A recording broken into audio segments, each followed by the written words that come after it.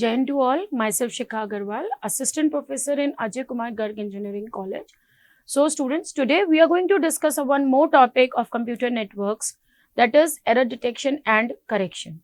As we all are aware, when we talk about the data link layer, that is the second layer, it means we are talking about the certain roles and responsibilities of data link layer. As we know, we can see this slide, then whenever we are talking about the position of the data link layer, it exists between the network layer and physical layer. So whenever we are talking about its services, so into that case, network layer gives the services to the data link layer, and whatever the services they have received, so data link layer provide those services to the physical layer. So this is the way how we are talking about the position of data link layer.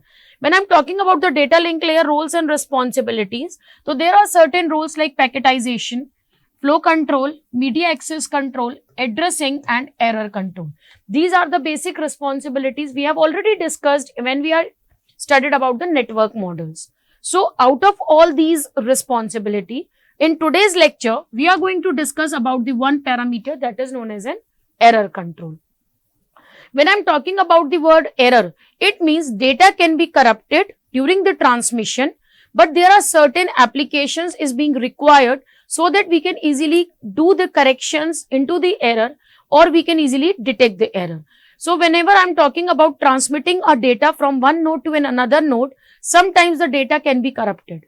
So into that case, how will you handle those data? Fine. When I'm talking about the certain applications, in which we can say sometimes it is the level of the errors is being controllable. We can easily tolerate the things. For example, when I'm talking about a random errors in a audio and video transmissions, it may be tolerable. Whenever we are watching certain videos or audio, we are listening some audio video signals, into that case, it is being tolerable, right? But whenever we are transferring the text, into that case, we expect a high level of accuracy. Whatever is being written, it should be delivered in the similar manner. So sometimes in the case of transferring a text, it is not to be acceptable. So that is why we are talking about the error detection and correction method. So let's begin with the topic about what do you mean by the term error, and how we can do the detection and the corrections. Before we discuss about error detection and correction, we should be aware what types of errors we have. So sometimes whenever the bits will flow from one point to another point, they are subject to be unpredictable changes in their interference or in the shape of their signals. As we have discussed about the three types of unwanted signals can be possible, or the transmission impairments, right? So into that case, we are talking about the changes into the signals. That is way on the basis of different ways, like your interference, there is a change in the shape of their signals and so on. Then we are talking about the changes. Suppose we can say whenever we have a data like 1101100, data is being burst to be out with the data rate of 1200 Bpps speed. So we can say it can change around all or some of the 12 information bits. So we cannot say ki whole the data will be get changed, but there is minor changes can be occur while transmitting the data on a certain bandwidth or channel capacity. So here when we talk about the errors, there are the two types of error. First is known as a single bit error. When I'm using the word single bit error, it is clear from the word whenever there is a change only in one bit of the data, it has been changed, then we can say it is known as a single bit error. You can see the example. Suppose the sender wants to send this data 5 times 0, then 1, 0. Into that case, but whenever it comes to the receiver end, there is only a one bit is being changed from 0 to 1. So whatever the data is being sent, this is known as a single bit error. The second we can say burst errors. After when we say when the there are the number of bits 2 or more than 2 bits is being changed into the system, then we can say it is known as a burst error. When I'm using the word burst error, now you can see the example. Suppose the sender wants to send this data, and if it is being sending a 1 byte of data in the size, then you can see there are n number of bits can be changed during the transmission. So when it comes to the receiver end, there are more than two errors, sorry, more than two bits is being changed, then we can say it is known as a burst error. Now, when I'm talking about doing the correction or doing the detection of the data or the errors, always remember that we need to talk about the concept of redundancy. When I'm using the word redundancy, redundant means extra, right? So, whenever we apply the two methods, detection or correction in the errors, we need to include a certain redundant bits, or we can say extra bits to the given data. Now, you can see the whole structure, how the error detection method works. When I'm talking about its method, you can see the structure also. Let's discuss things. Suppose when I'm sending the data from the sender side, whatever the message is being sent, it should be encoded with the help of the encoder. Then that particular message is being generating the certain redundancy bits with the help of the generator function. And then after that, the message plus redundancy bits is being delivered to the receiver's end. When it comes to the received information, this particular data includes message plus redundancy bits, right? So, after this, whenever the receiver will receive the received information, with the help of the checker, it will apply the certain checking methods. And after that, if it is finding the zero error, then it will accept the data. If the data is correct, it will accept the message, or if there is a certain errors, then it will discard the message. This is the way how the whole process works. So, when I'm talking about the word redundancy, how we have to check the concept of redundancies, right? So, into that case, there are the four basic methods or the types of the redundancy check. The first is known as a VRC, LRC, CRC and checksum. When I'm talking about these four methods, remember always VRC and LRC is being based on the concept of addition, right? Or we can say we have to check about the parity bits.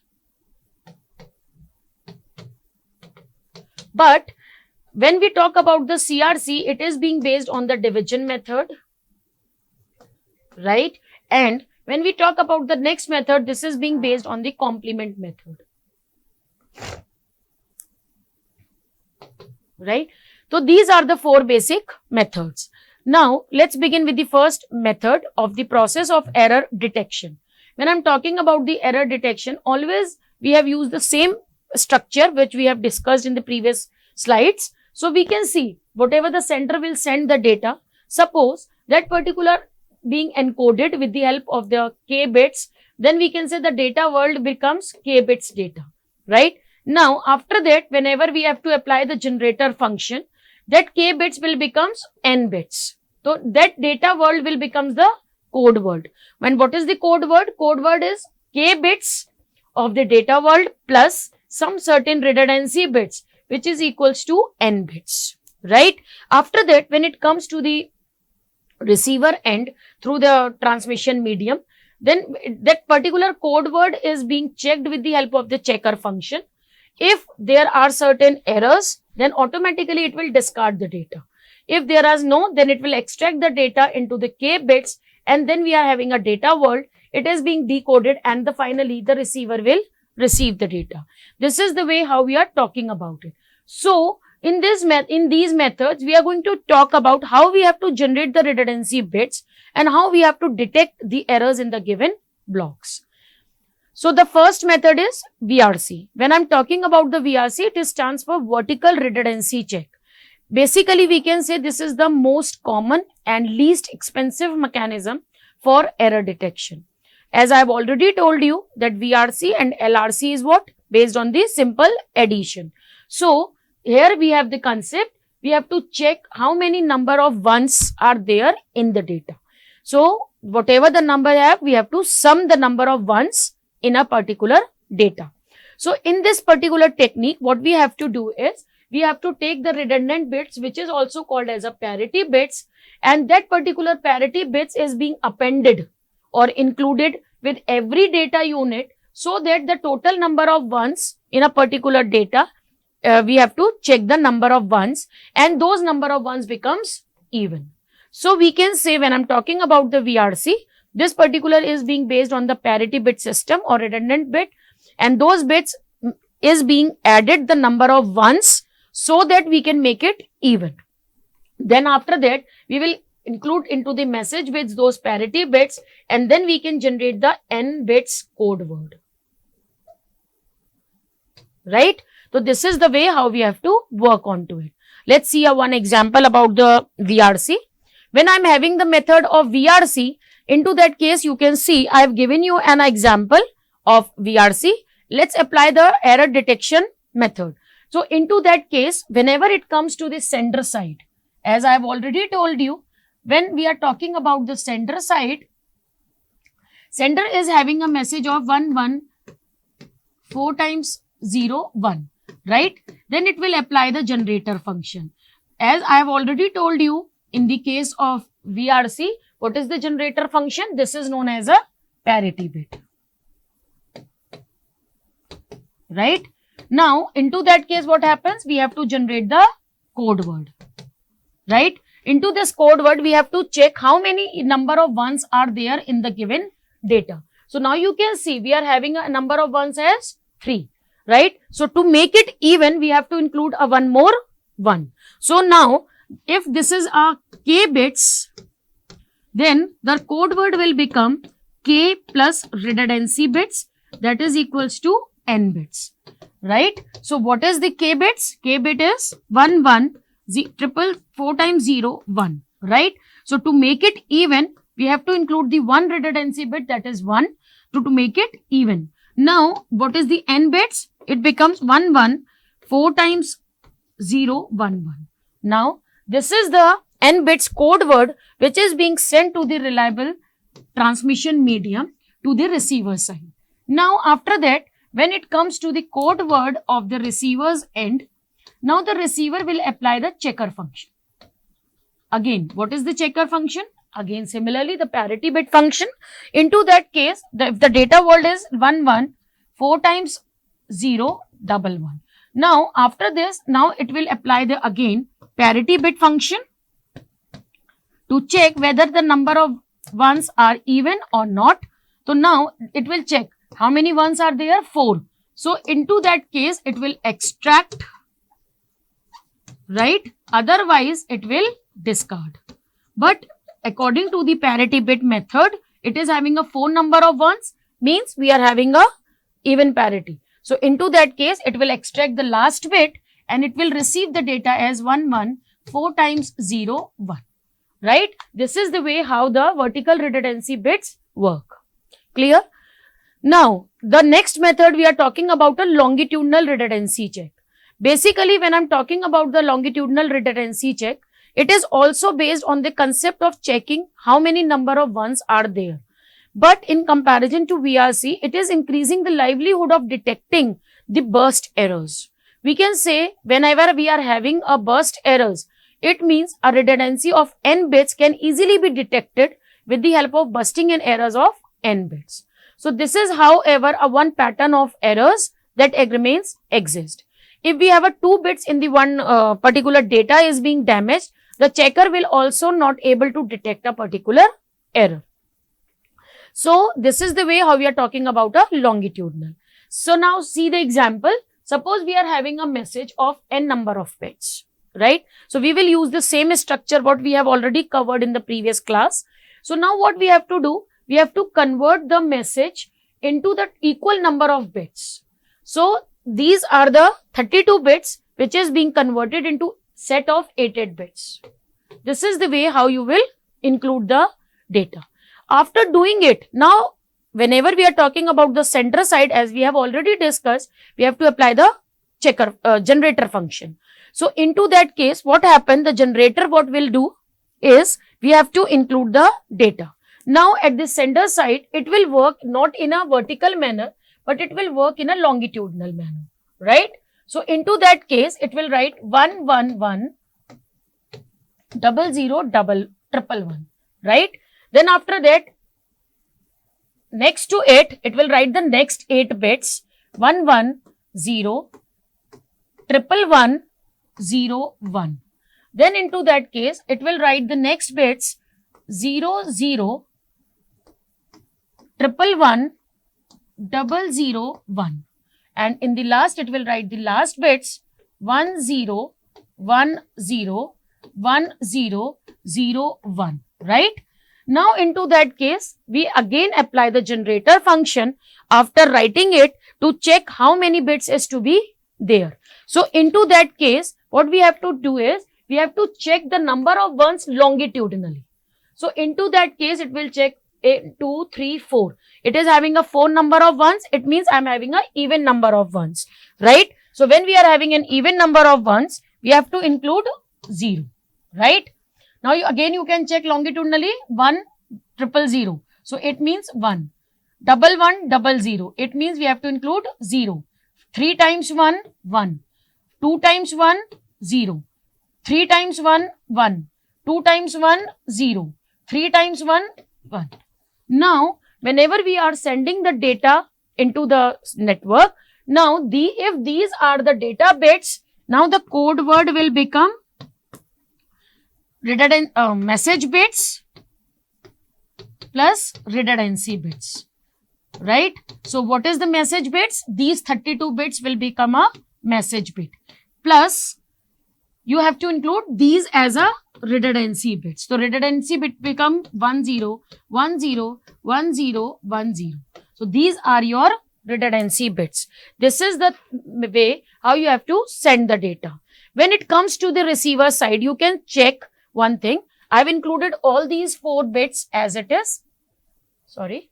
Now you can see this is the data bits, and in the last, whenever we are having this is redundancy bits. So what we did is we have included redundancy.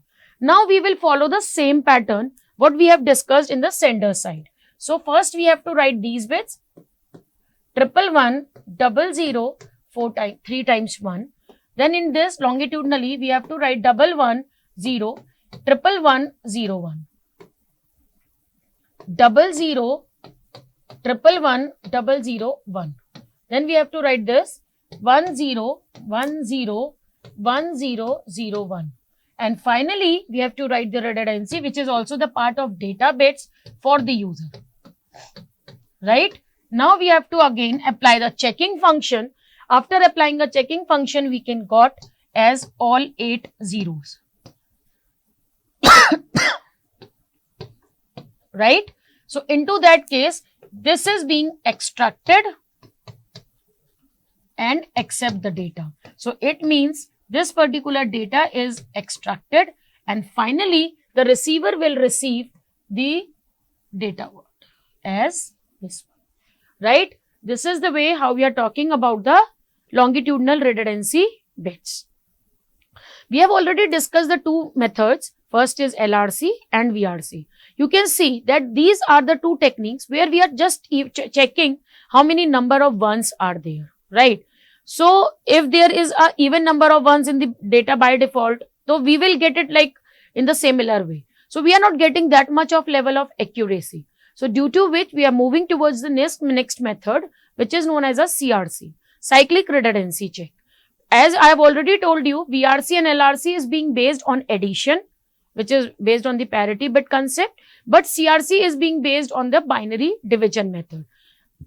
We can say this is one of the most powerful of the redundancy checking technique. But remember one thing, it will undergo a certain number of steps at the sender side as well as receiver side. So now let's talk about the method. When I'm talking about the cyclic redundancy check at the sender side, whatever the data they have to generate, that is a generator function that is known as a GX, right? And whenever we are talking about the data bits, it will append the n-10 bits to the given data, where n is dependent upon the number of bits in a generator, right? So with the help of these, we have to generate the functions. So generators is to be given in a polynomial equations. Like I have given you an example of x raised to power 3 plus x square plus 1. So this is the way how we are getting an equation. So suppose if we have a data stream as 1 0 0 1 0 0, so into that case we have to use the generator function, and on the basis of the given generator function, we have to append n-10 bits, right? So whenever we are generating the generator function, we have to talk about from the highest power. We are having an x raised to power 3 is in highest power, whatever the power is being available, we have to write 1. Constants and 1 we have to discuss. We will not discuss about it. Then we are having a next power is x raised to power 2. So we have to write 1. Then after that it comes to be x. There is no x into the equation, then we have to write 0, right? And we are having a 1 as a constant, then we have a 1. So this is the generator function, what we get it from this particular equation. Now these are of n bits. How many bits is it? Is 4. So what we have to do is 4 minus 1 zeros is being appended to the given data bit. So suppose if these are the 4 bits, so into the given data stream, what we have to do? We have to include 3 zeros, right? Then what we have to do is divide and append the data with the generator function using the modular 2 arithmetic division. And the remainder of n minus 1 bits will be the CRC. That will be your redundant bits. This is the way how we are talking about it. Let's do a one numerical. As I have already discussed this about x raised to power 3 plus x raised to power 2 plus 1 is becomes 0010, right? I have already given you a data stream as 100, right? So it is being based on the modular division. So what we need to do is 100, we have to append 3 zeros, right? And this is your generator function 1101, right? So we have to apply the binary division method. If the first bit is 1, what we need to do is we have to write 1 and we have to check the conditions 1101, right? Once time. Then after that, what we have to do is we have to check the certain conditions, right? Remember one thing, we have to always check the certain conditions. If both the bits are same, then we have to write 0, and if both the bits are different, then we have to write 1. So remember one thing, if we have 00, then we have to write 0. If we have 11, then we have to write 0. If we have 10 or 01, in both the cases you have to write 1, right? Now let's see. 11 we have to write 0, 00 we have to write 0, 01 we have to write 1, 11 we have to write 0, right? Into this case we have to copy the 1 bit, we have to cancel this. Again the first bit is 1, so we have to write 1, 1101. Again we have to do the division 101 1, 0 0 0, 0 1 1, 1 1 0, right? Again we have to copy the next bit, that is 0, right? Again 1, so we have to write 1, 1 1 0 1, 0 1 1, 1 0 1, 1 0 1, 0 1 1 0. We have to copy 0, right? Now let's see, when it comes to 1, again we have to do 1 1 1 1 0 1. Now you can see the conditions 0 1 1, 1 0 1, 1 1 0, 1 1 0, right? We have to copy the next 0. Now you can see the conditions. The first bit is 0, right? So into that case you have to write it 0, and in spite of writing a generator you have to write 4 times 0, right? 0 0 0, 0 1 1, 1 0 1, 0 0 0. Then you have to append last 0. You have to write 1 1 1 0 1, 0 1 1, 0 0 0, 1 1 0, 1 1 0, right? So this is the 3 bits, right? These are known as 0 0 1. These bits are your redundancy bits.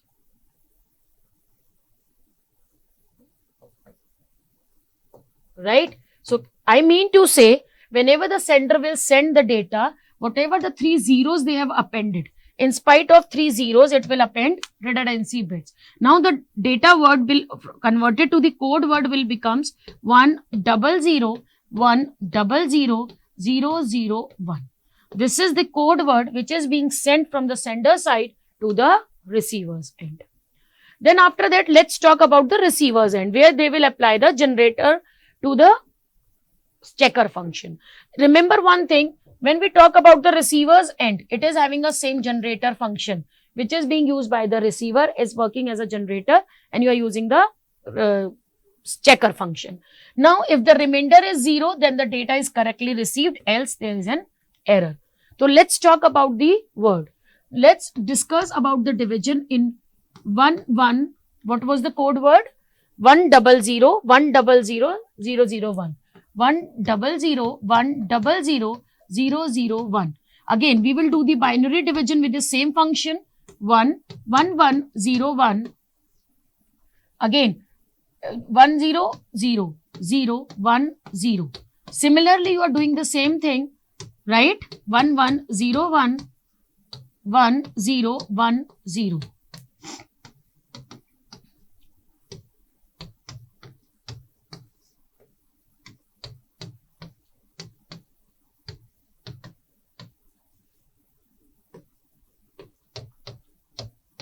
Right?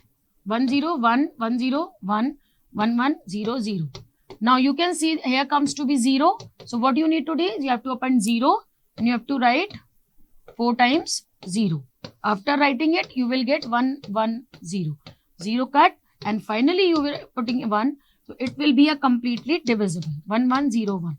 You will get all the 4 zeros. And once you will get all the 4 zeros, now you can say this data, whatever we have received is correct. You have to remove the n minus 1 bits from the data, and finally the receiver will receive the data 100 100. Right? This is the way how the cyclic redundancy works. Fine. The last we are talking about the checksum method. When we talk about the checksum method at the sender's side, we have to use, what we have to do, we have to talk about the complements method. In the sender side, what we have to do, first of all, we have to divide the data into the k sections, each of n bits, and what we have to do, we have to add all the sections together using the ones complement, and after that, that particular sum is being complemented and becomes the checksum.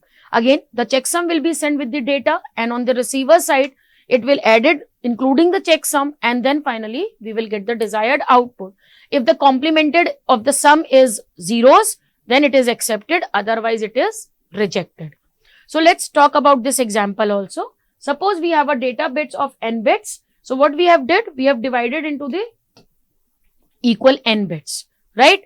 Right. After that, what we need to do is, we have to talk about the addition of that module. So we have written 1 0 1 0 1 0 0 1 0 0 4 times 3 times 1 0 1, right? So what we need to do is, we have to do the sum of these numbers. As we know, 1 becomes 0 1, so 1. This becomes 0, 1 becomes 0 1, 1 becomes 1 1, 3 times 1 becomes 1 1 1, and it becomes 1. This is the way how you are getting the checksum, right? After that particular data, whatever we will receive it, what we have to do is, we have to do the complement of to it, right? We have to use the ones complement. Once we do the ones complement, it becomes 0 0 0 0 1 1 0 1. So this is becomes your checksum, right? After including this checksum, what we have to do again, it is being sent to the receiver side. Receiver will receive this whole as a data plus checksum bits, that becomes these. So after including into the data, now when it comes to the receiver's error, the sum is being complemented. If the burst is zeros, it will be accepted, otherwise it will be rejected. So whatever the data what we have get it, 4 times 0 1 1 0 1, right? So what we need to do is, we have to add these data 1 0 1 0 1 0 0 1 0 3 times 1 0 1, and what was the checksum we have received? That was 3 times 0 1 1, 3 times 0 1 0 1, right? This is the checksum what we have received from the previous notes. Now whatever we are doing it sum, so what we are getting, 3 times 1, it becomes 1 1 1, 4 times 1 1, 3 times 1 1 1, 3 times 1 1 1, again 3 times 1 1 1 1 and 1. Now on the given, on the receiving data, we have to apply the ones complement, and ones complement means all becomes zeros, right? So after that, what we have to do is, we have to remove the checksum values, and we will receive the data in the similar manner how we are getting the data, right? So these are the basic methods of the cyclic redundancy checks. So these are the various methods how we can detect the errors. These are the certain references from where you can retrieve the data, and you can go through many examples with the help of these methods.